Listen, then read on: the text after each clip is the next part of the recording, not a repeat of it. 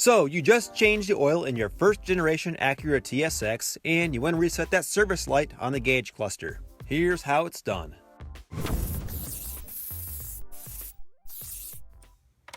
Turn the ignition on to the on position. You should see the service reminder on the cluster.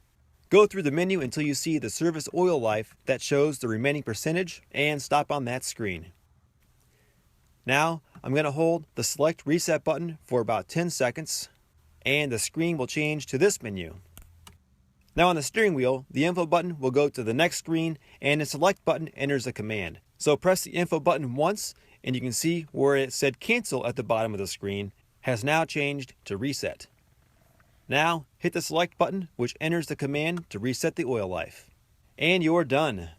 Thanks for watching and consider subscribing if you haven't already for more how-to videos and vehicle updates here at the 6th Gear Garage.